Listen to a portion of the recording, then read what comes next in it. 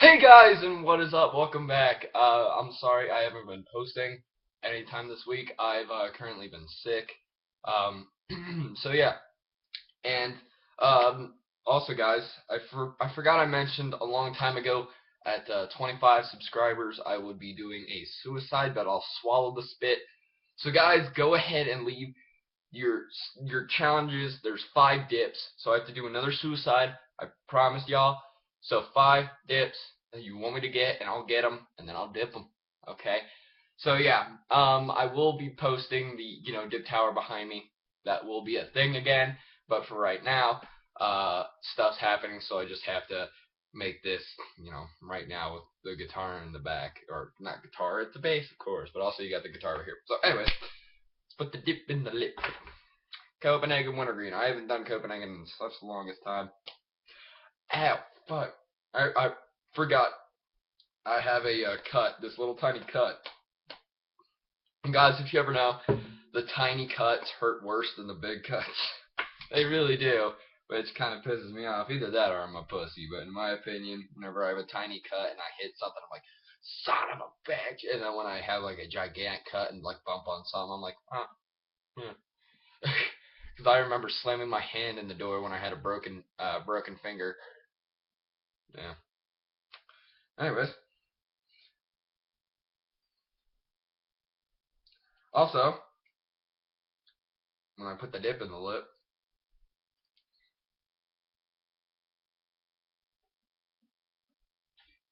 all right.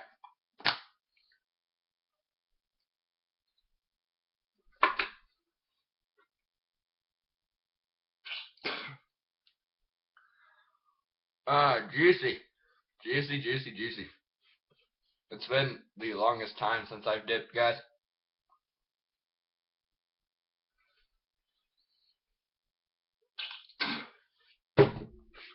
Okay, first of all, I need to talk to somebody who's been one of my first subscribers.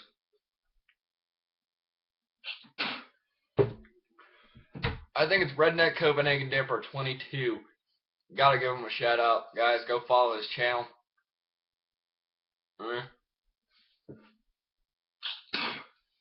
He makes really good dip videos. I just watched his newest one, the 200 subscriber mark, where he did another full can challenge. I can't do that shit. But I'll do the same thing. At 100 subscribers, when I ever get there, I'll do a full can. I've never done one in my life before. But yeah. Anyways, guys, so as you can tell by the title of this video, I will edit it so you can see the pictures of the flies somewhere on the screen right now. So yeah. So, my favorite flies to use, and then, sorry, I'm all hunched back, so it looks like I'm a midget, but anyways, I'll try to do straight back. Anyways, guys, so, my top 5 favorite flies to use when I'm on the river. Now this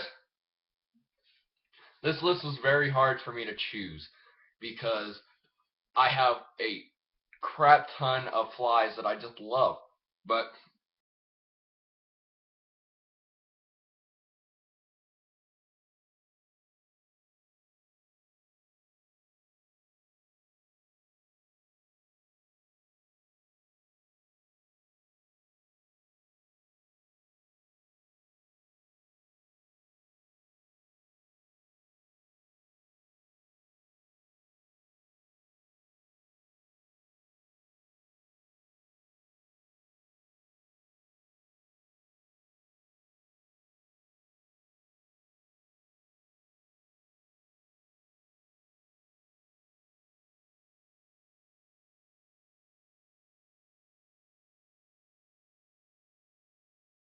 San Juan worm.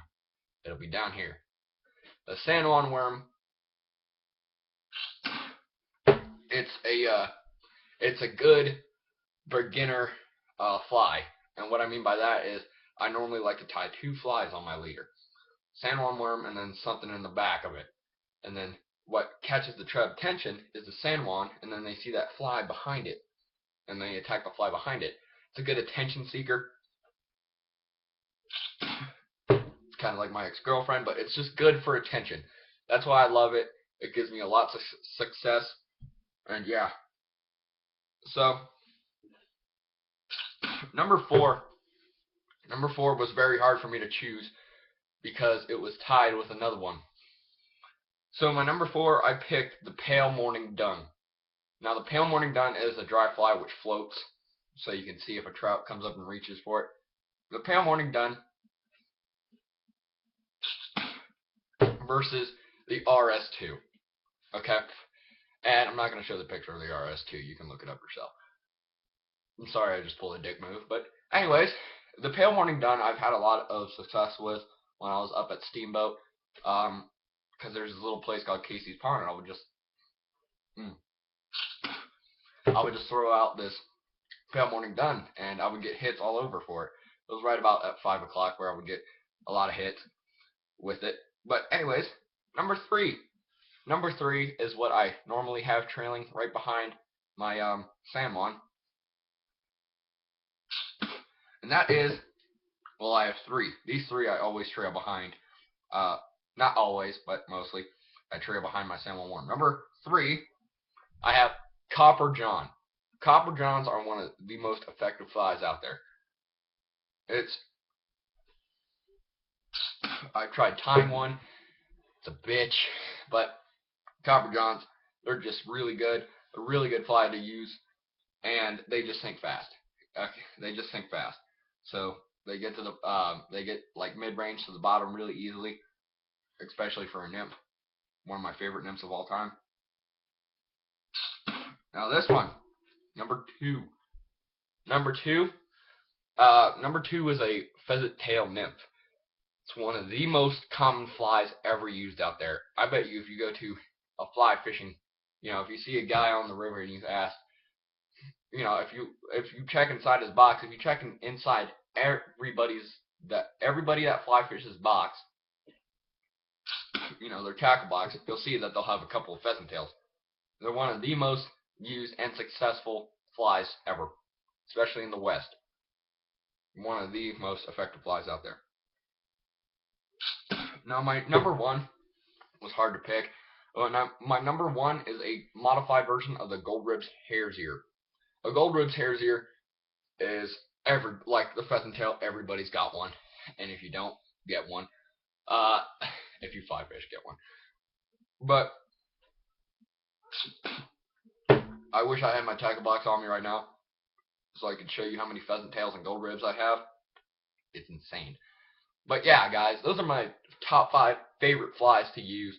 I hope you like this video, and remember, leave your comments down below on the suicide.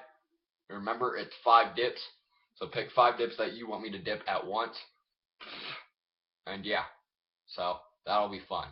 Anyways, guys, also leave as many questions as you want, 3 plus, because I am doing a Q&A on Saturday, so I will be answering your questions. So yeah, leave your comments down below on what dips you want me to do for the suicide and the questions that you have for me to answer for the Q&A on Saturday. Anyways, guys, this has been your boy, Colorado Dipper, and I will see you next time. Bye!